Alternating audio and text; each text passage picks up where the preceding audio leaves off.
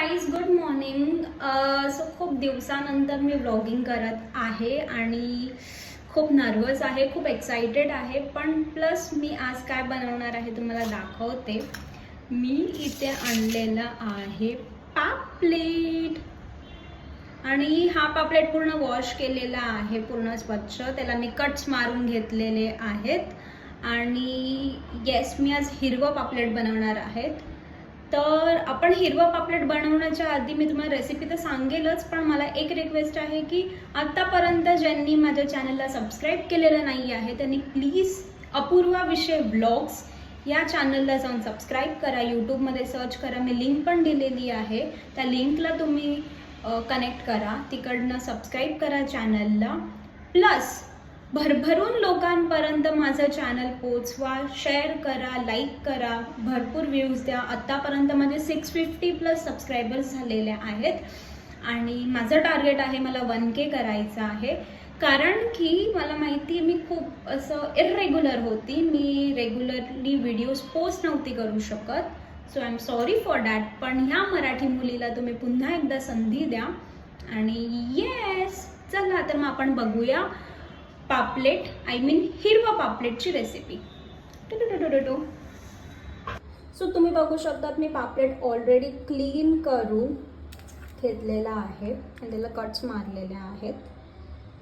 So green पापलेट बनवण्यासाठी मी इथे घेतलेले आहे कोथिंबीर, लिंबू, आलं, 2 मिरची, बिकॉज मला जास्त तिखट नाही करायचं आहे, थोडासा कढीपत्ता, धणे आणि बडीसोप ह्याचं पावडर करणार आहे मी, हे भाजून घेणार आहे, जिरा आहे, भरभरून लसूण घेतलेला आहे, मीठ घेतलेलं आहे चवीनुसार आणि हे ग्राइंडेड कोकोनट घेतलेलं आहे.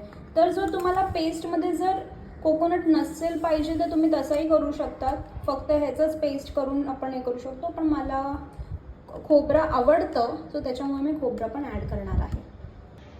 सो आपलं हिरवं वाटण रेडी आहे. लेट मी शो यू दी वाटण. हे आपलं वाटण आहे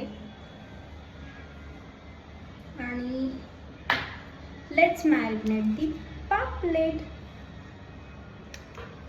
सगळ्यात पहिले मी मीठ घालणार आहे.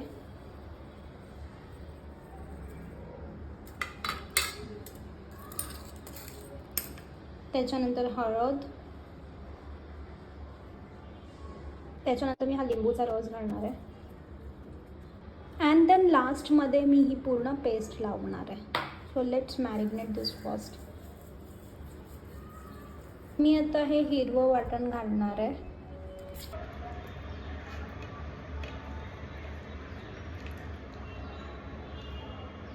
आपला हिरवा पापलेट रेडी आहे.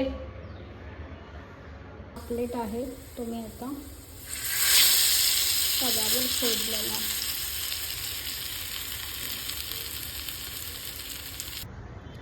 सो गाईज, माझं ग्रीन पापलेट रेडी आहे आणि मी आता खाणार आहे.